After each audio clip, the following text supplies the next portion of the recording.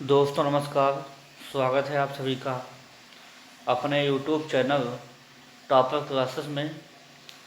आज हम लोग देखेंगे सामान्य अध्ययन के कुछ महत्वपूर्ण प्रश्नों को लेकर आया हूं, जो बहुत ही इम्पॉर्टेंट हैं। वनडे एग्ज़ाम की अति महत्वपूर्ण है, एक बार ज़रूर देखिएगा। ये आने वाली सक्षमता परीक्षा के लिए UP TET, C TET, S TET, VPSC TR4, SSC GD के लिए रामबाण साबित होंगे। एक बार ज़रूर देखिएगा। कंटेंट अच्छा लगे तो प्लीज़ चैनल को लाइक कीजिएगा, सब्सक्राइब कीजिएगा। चलते हैं हम लोग पहले प्रश्न की ओर। पहला प्रश्न है, भारतीय मौसम विज्ञान विभाग का मुख्यालय स्थापित है। VPSC में कुछ सवाल पूछा गया है। नई दिल्ली में है कि नागपुर में है कि जोधपुर में है कि पुणे में है। देखिए, भारतीय मौसम विज्ञान विभाग जो है, इसका जो मुख्यालय है नई दिल्ली में स्थित है। ऑप्शन नंबर इसका पहला सही जवाब हो जाएगा। बहुत इम्पॉर्टेंट सवाल है, हर बार आपको देखने को मिलेगा। जो भी वनडे एग्ज़ाम है उन सभी के लिए अति महत्वपूर्ण है। अगले प्रश्न की ओर हम लोग बढ़ेंगे। अगला प्रश्न है अति महत्वपूर्ण। ये भी सवाल काफ़ी एग्ज़ामों में टकराया है, फिर बदल संभावना रहेगी। वर्ष 1984 में निम्नलिखित में से कौन सी गैस के जो है कौन सी गैस के, यहाँ पे होना चाहिए रिसाव के कारण भोपाल गैस त्रासदी हुई। पहला है मिथाइल आइसोसाइनाइड, दूसरा है हेक्सामेथिलीन डाई आइसोसाइनाइड, तीसरा आइसोप्रोपेन डाई आइसोसाइनाइड, चौथा है आइसोथायोसाइनाइड। देखिए, अगर पूछी जाए जो भोपाल गैस त्रासदी कहाँ हुई थी, तो राज्य पड़ता है MP, मध्य प्रदेश की राजधानी है भोपाल, यहाँ हुई थी। ये 1993-94 की घटना है। इसमें कौन सी गैस रिसाव हुआ था, तो आप लोग याद रखिएगा, मिथाइल आइसोसाइनाइड। कौन सी गैस है? Methyl isocyanide. इसी के वजह से जो है काफ़ी लोगों की इसमें डेथ हो गई थी। एक काफ़ी भयंकर हादसा हुआ था। तो इस किस सन में हुआ था? 1983 और 84 को। अगले क्वेश्चन की ओर हम लोग बढ़ेंगे। अगला प्रश्न है कि निम्नलिखित राज्यों में किसमें सर्वाधिक प्राकृतिक आपदाएं आती हैं? पहला है आंध्र प्रदेश, दूसरा है बिहार, तीसरा है उड़ीसा और चौथा है गुजरात। बताइए आप लोग। देखिए, अगर देखा जाए तो सर्वाधिक जो आपदाएं आती हैं वो उड़ीसा राज्य में आती हैं। क्यों? क्योंकि जो उड़ीसा जो राज्य है वो समुद्र के किनारे स्थित है। इस वजह से जो है यहाँ जो है प्राकृतिक आपदाएं अधिकतर जो है देखने को मिलती हैं। ऑप्शन नंबर इसका तीसरा सही जवाब हो जाएगा। अगले प्रश्न की ओर हम लोग बढ़ेंगे। ये सारे बहुत अच्छे अच्छे प्रश्न हैं, एक बार ज़रूर देखिएगा। अगर कंटेंट अच्छा लगे तो प्लीज़ चैनल को लाइक कीजिएगा, सब्सक्राइब कीजिएगा। अगला प्रश्न है, निम्नलिखित में से कौन सा क्षेत्र टोडा जनजाति का मूल निवास क्षेत्र है? पहला है जौनसारी, दूसरा है गारो पहाड़ियाँ, तीसरा है नीलगिरी पहाड़ियाँ, चौथा है जयंतिया पहाड़ियाँ। तो जो टोडा जनजाति है वो तमिलनाडु राज्य में जो है पड़ती है। ठीक है, टोडा जनजाति कहाँ पाई जाएगी? तमिलनाडु में। ये किस पहाड़ियाँ की हैं मूल निवास? तो नीलगिरी की पहाड़ियाँ हैं। ऑप्शन नंबर इसका तीसरा सही जवाब हो जाएगा। पूछ रहा है किस राज्य की है जनजातीय, तो आप लोग तमिलनाडु राज्य याद रखिएगा, तमिलनाडु स्थित है। अगले प्रश्न की ओर हम लोग बढ़ेंगे। अगला प्रश्न है, भारत की मानक समय रेखा कितने राज्यों से होकर गुजरती है? पहला है 8, दूसरा 7, तीसरा 5 और चौथा 6। तो आप लोग याद रखिएगा जो भारत की मानक समय रेखा है 5 राज्यों से होकर गुजरती है। कौन कौन से हैं?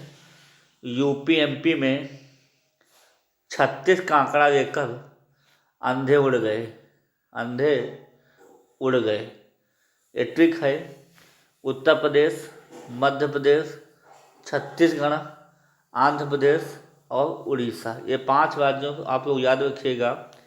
इस प्रकार से आप बातों बातों में याद कर लीजिएगा। काफ़ी और सवाल पूछा गया है। यूपी एमपी में का 36 का आंकड़ा हुआ और अंधे का मतलब हो जाएगा आंध्र प्रदेश। का हो जाएगा आंध्र प्रदेश। और उड़ीसा हो जाएगा। क्या हो जाएगा? उड़ीसा। ODD का मतलब हो जाएगा उड़ीसा। समझ में आ गया होगा दोस्तों आप लोगों को। यूपी एमपी 36 का आंकड़ा लेकर अंधे उड़ गए। तो कितने राज्यों से गुजरती है? 5 राज्यों से होकर गुजरती है। ऑप्शन नंबर इसका तीसरा सही जवाब हो जाएगा। अगले प्रश्न की ओर हम लोग बढ़ेंगे। अगला प्रश्न है दक्षिणी गोलार्ध का सबसे बड़ा दिन है। बहुत इंपॉर्टेंट सवाल है, कई बार देखने को मिलता है सवाल। तो दक्षिणी गोलार्ध का सबसे बड़ा दिन कौन सा है? 21 जून है, 22 दिसंबर है, 3 जनवरी है और 4 जुलाई है। देखिए चारों ऑप्शन बहुत ही अच्छे हैं। इन 4 ऑप्शन से ही 4 प्रश्न बनेंगे। देखिएगा, अगर कहा जाए कि दक्षिणी गोलार्ध का सबसे बड़ा दिन कौन सा है तो वो है 22 दिसंबर। कौन सा है? 22 दिसंबर। अगर कहा जाए उत्तरी गोलार्ध का सबसे बड़ा दिन कौन सा है तो 21 जून है। उत्तरी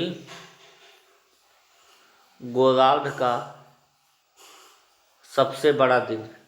अगर कहा जाए 3 जनवरी को क्या होता है तो 3 जनवरी को होता है उपसौर। क्या होता है? उपसौर। जब पृथ्वी और सूर्य के बीच की दूरी जब न्यूनतम हो जाए, पृथ्वी और सूर्य के बीच की जो दूरी है क्या हो जाए? न्यूनतम हो जाए, तो उस स्थिति को हो जाता है उपसौर, जो कि डेट होती है 3 जनवरी। और 4 जुलाई को क्या होता है? 4 जुलाई को होता है अपसौर। क्या होता है? अपसौर। जब पृथ्वी और सूर्य के बीच की दूरी जो है अधिकतम हो जाए। क्या हो जाए? अधिकतम हो जाए, तो डेट होती है 4 जुलाई। ये आप लोग याद रखिएगा। चारों ऑप्शन बहुत ही बेहतरीन थे। तो दक्षिणी गोलार्ध का पूछा गया था, इसलिए ऑप्शन नंबर इसका दूसरा सबसे बेहतरीन जवाब हो जाएगा। अगले प्रश्न को हम बढ़ेंगे। अगला प्रश्न है क्षेत्रफल के हिसाब से सबसे बड़ा राज्य कौन सा है? पहला है सिक्किम, दूसरा है गोवा, तीसरा है उत्तर प्रदेश, चौथा है राजस्थान। चारों विकल्प को बहुत ध्यान से समझिएगा। अगर क्षेत्रफल के हिसाब से सबसे बड़ा राज्य पूछा जाए तो है राजस्थान। ऑप्शन नंबर इसका पहला सही जवाब हो जाएगा। ये एरिया के हिसाब से लार्जेस्ट कंट्री है, लार्जेस्ट स्टेट है। अगर जनसंख्या के हिसाब से सबसे बड़ा राज्य देखा जाए तो उत्तर प्रदेश है। कौन सा है? उत्तर प्रदेश जनसंख्या के हिसाब से सबसे बड़ा राज्य।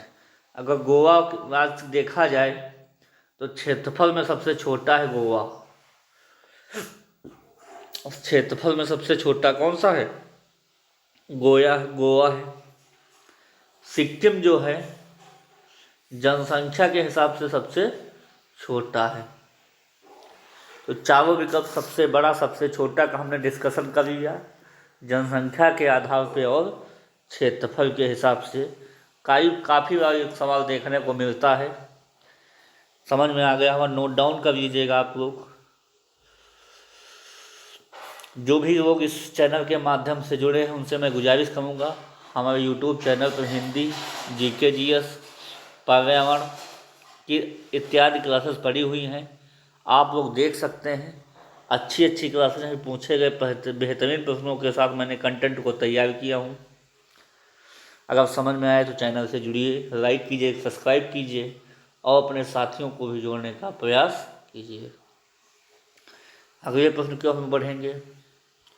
अगला प्रश्न है, बहुत अच्छा सवाल है कि निम्न में कौन सी घास शीतोष्ण है? कौन सी है? शीतोष्ण।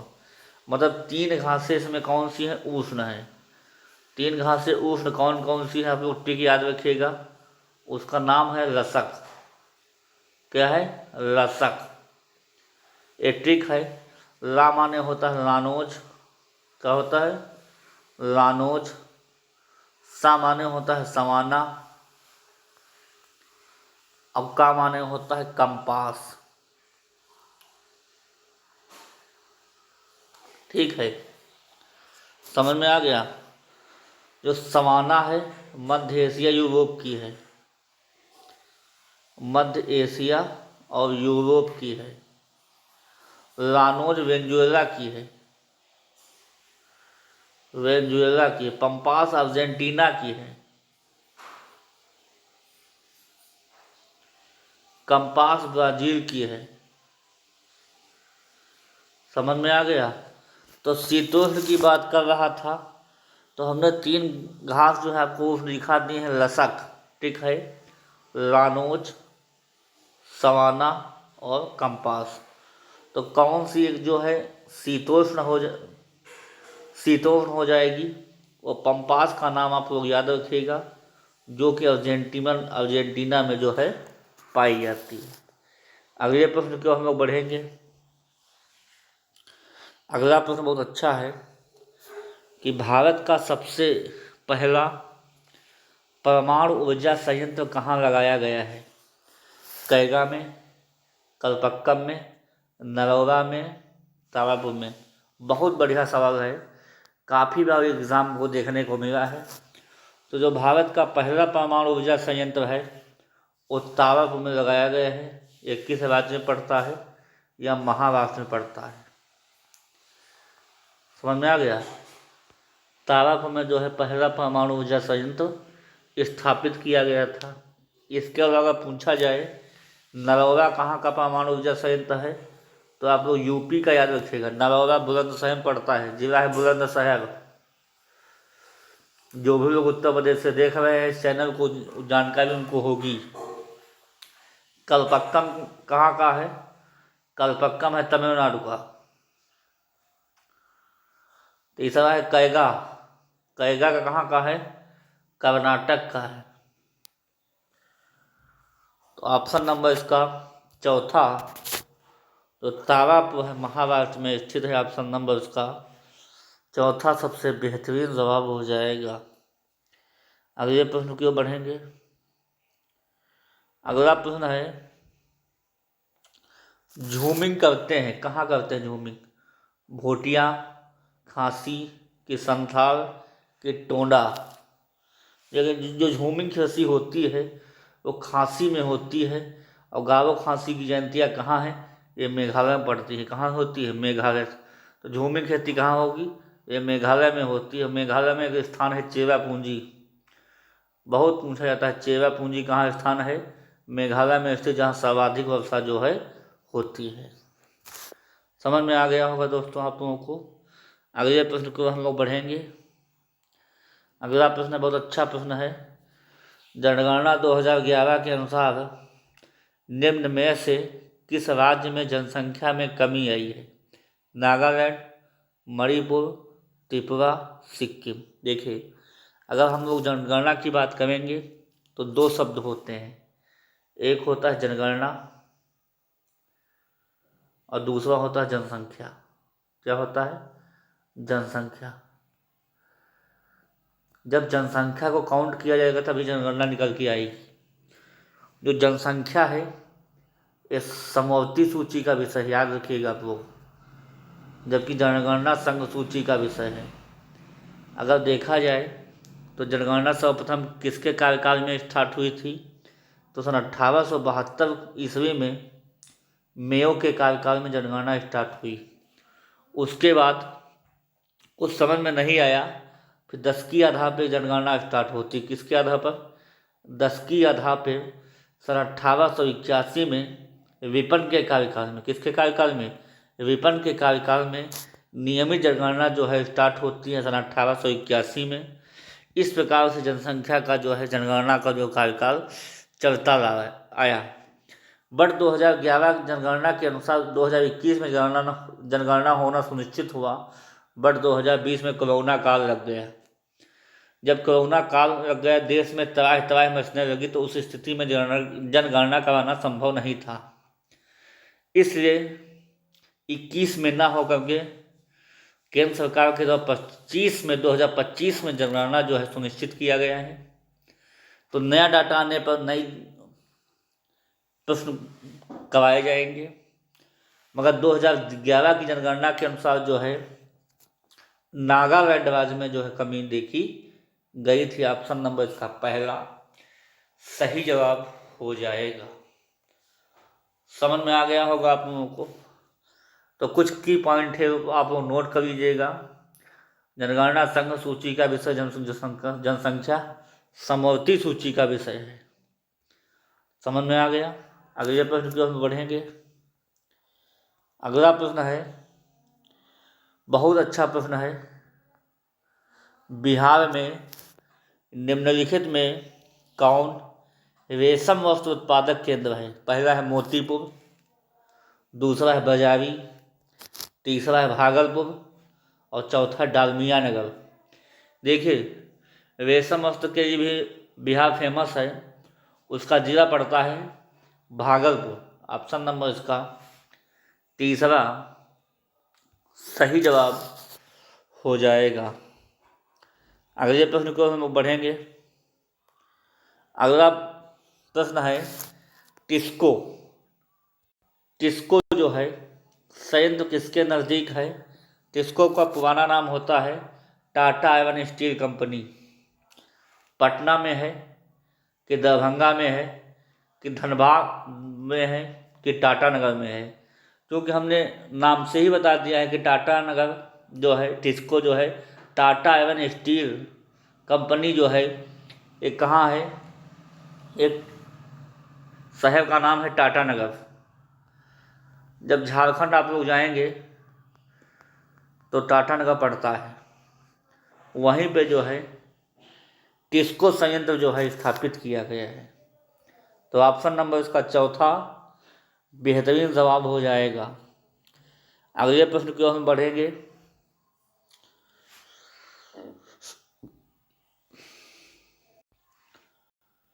अगला प्रश्न है, उत्तर प्रदेश के किस जिले में यूरेनियम पाया जाता है? बहुत अच्छा प्रश्न है वनडे एग्जाम के लिए। झांसी में, मिर्ज़ापुर में, ललितपुर तो हमीरपुर। देखिए, उत्तर प्रदेश में अगर यूरेनियम का भंडार देखे जाएं तो जिला पड़ता है ललितपुर। तो ऑप्शन नंबर इसका तीसरा सही जवाब हो जाएगा। अगले प्रश्न की ओर हम लोग बढ़ेंगे। अगला प्रश्न वही है, रिपीटेड है, किस जिले में है? तो ललितपुर। ऑप्शन नंबर इसका तीसरा सही जवाब हो जाएगा। अगला ऑप्शन है, अगला प्रश्न है कि बॉक्साइट अयस्क का है, किसका अयस्क है? सीसा का है, एल्युमिनियम का है, जस्ता का है कि तांबा का है? बहुत अच्छा प्रश्न है। बॉक्साइट, जो बॉक्साइट होता है वो एल्युमिनियम का अयस्क होता है। आप लोग याद रखिएगा।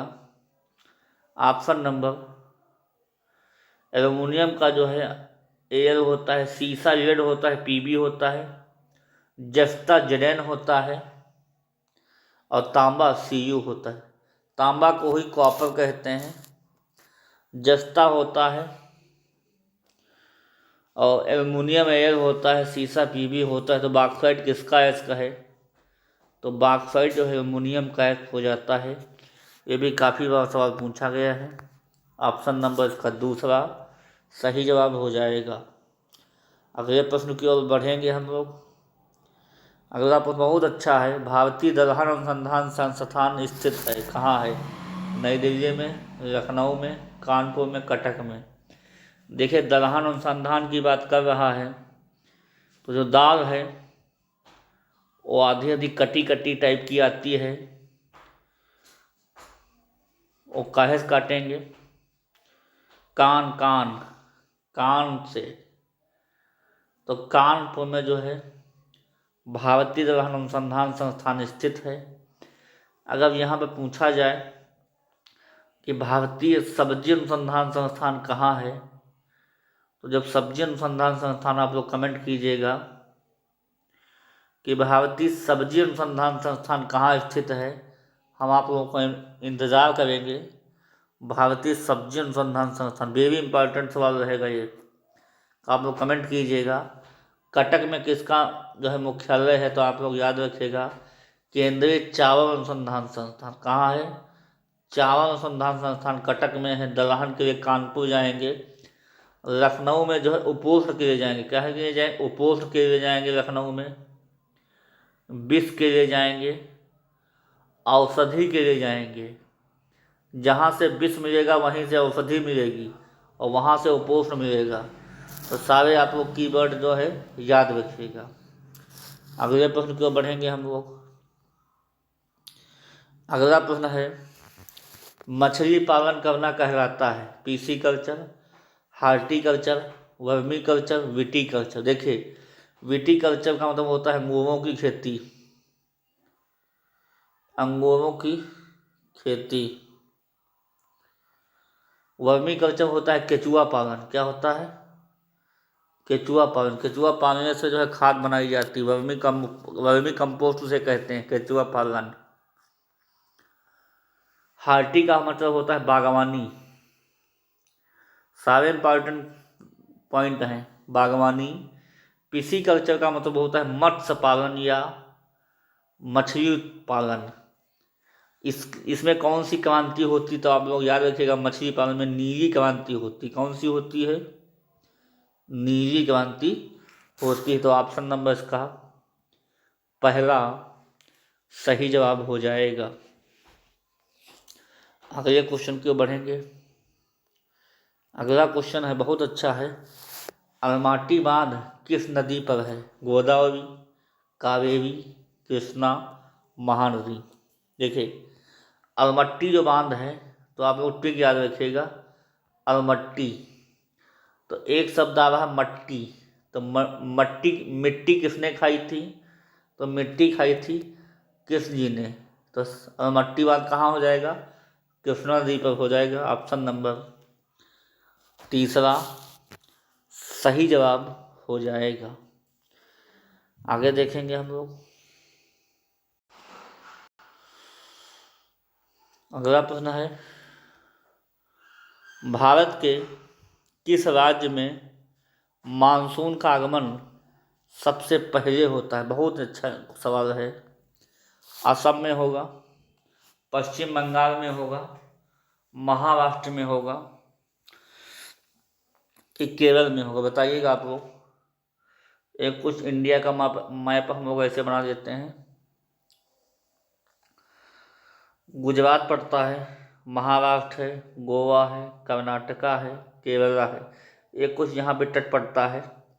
यहाँ से जो है बंगाल की खाड़ी और अरब सागर की जो दोनों जब तट एक दूसरे के समीप आते हैं, तो यहाँ से जो है मानसून पर बनता है और यहाँ पे केरल में जाकर के सबसे पहले वर्षा हो जाती है। तो ऑप्शन नंबर इसका चौथा सबसे बेहतरीन जवाब हो जाएगा। तो सबसे पहले जो मानसून बनकर वर्षा होती है तो केरल राज्य में होती है, क्योंकि समुद्र के सबसे नज़दीक राज्य यही पड़ता है। तो मानसून का जो आगमन होता है, क्योंकि केरल में जो है दोनों जो है बंगाल की खाड़ी और अरब सागर दोनों टकराते हैं, इसलिए ऑप्शन नंबर इसका चौथा सबसे बेहतरीन जवाब हो जाएगा।